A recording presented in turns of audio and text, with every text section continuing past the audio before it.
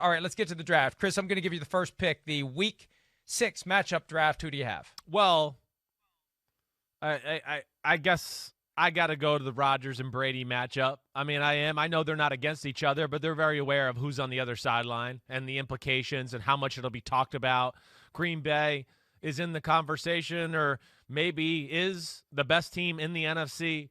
Tampa's a team that's on everybody's radar to say, whoa, watch out for them. They got a ton of talent all over the field. I mean, it seems like Brady's getting more and more comfortable in the offense. Rodgers been on fire all year long. This will be one of their tougher tests because this Bucs D is real, especially this pass rush. But I am excited to see that. And I know they're not on the field at the same time, but like I said, these are two legends, and it'll be worth the price of admission. That was my first pick as well. Aaron Rodgers getting a chance to go toe-to-toe with the guy who's the GOAT simply because he was in the right place at the right time. At least that's what Rodgers must be thinking at some level when he's sitting around sipping scotch and or tequila, and maybe both at the same time. Maybe mixing the scotch and the tequila. How about this one?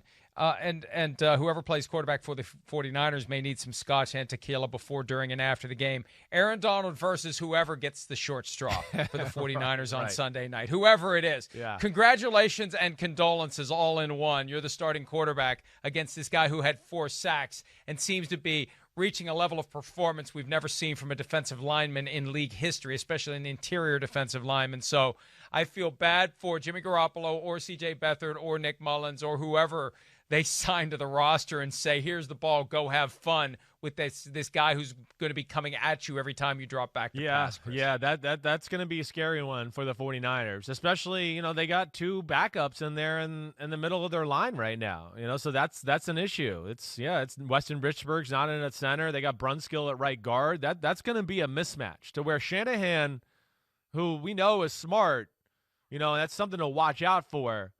He is going to have to formulate the game plan around okay, I can't leave these guys one-on-one. I want to run this play, but I can't do it because I can't trust this guy. I want to run this pass protection, but I can't do it because I'm going to leave him one-on-one with a guy that's lesser than him. So he's going to have to be creative in formations and everything to make sure he helps these guys out a little bit. And I hear you. Big game for the 49ers. They're reeling, and I'm a little worried about them, as you can tell. I'm going with the other quarterback matchup. I mean, I got to. My boy Blue and my homie. 2 of the most exciting young quarterbacks, in the game right now. I know Lamar Jackson's in that conversation, but for my money, again, Josh Allen has entered the top 5 quarterback in football conversation. He is, for me right now, no doubt in the top 5 from what we've seen through the first 5 weeks of the year. So their playmaking ability, their ability to do things off schedule, their right arms, again, I think their awareness of whoa, that guy's pretty freaking talented. I think that'll add to the matchup, the throw off, who could throw it farther, who could throw it harder, all of those things. I think that's going to add a little extra juice to the Bills-Chiefs game. I had another one from that game. I'm not going to go there. I'd rather go to a different game. Cool. But Andy Reid versus Sean McDermott. Reid once fired McDermott as the defensive coordinator in Philadelphia, something that I'm sure Sean McDermott still remembers to this day. Next one for me, how about the Browns' defensive line against the Steelers' offensive line? And you also could go Myles Garrett, Browns offensive line against the Steelers defensive line, right? But I think that Browns defensive line has been underrated this year. They have done some good things, and can that Steelers offensive line, which isn't as good as it used to be, hold up long enough to give Ben Roethlisberger the time he needs to operate the offense? That could be where this game is won. It's always won in the trenches, but on both sides in this game. Yeah. How those offensive lines do against very good front sevens is going to be a huge factor. Yeah, agreed. Yeah, and you're right. Cleveland's D line's real. Sheldon Richardson's awesome inside. Myles Garrett, we've talked about him a lot during the show. Olivier Vernon, they got some other guys who fill in that are also very good, role players along there. So I'm with you. And then that added dynamic of Myles Garrett and everything that happened, that is going to be fun to watch. There'll be in some intensity in that game.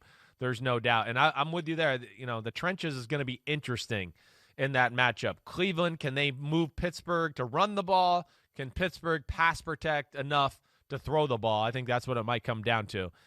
All right, I'm going to go Wentz versus the Ravens secondary. That's the one I'm interested to see how that plays out because I don't think there's any weapon on the Philadelphia offense that is going to scare Baltimore, a Marcus Peters or a Marlon Humphrey, two of the best in the game.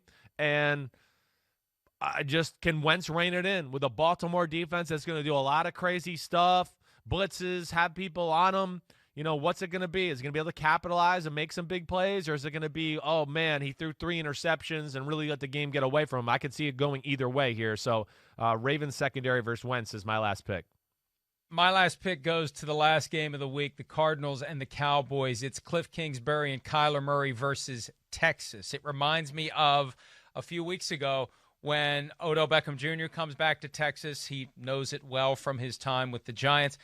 You've got Myles Garrett, who grew up near the stadium. You've got Baker Mayfield back there. I just feel like the Cardinals coming into that big spot, that big stage, coming back to Texas, that's going to give them an extra lift or maybe mess with them a little bit because it didn't work out so well for Cliff Kingsbury at Texas Tech.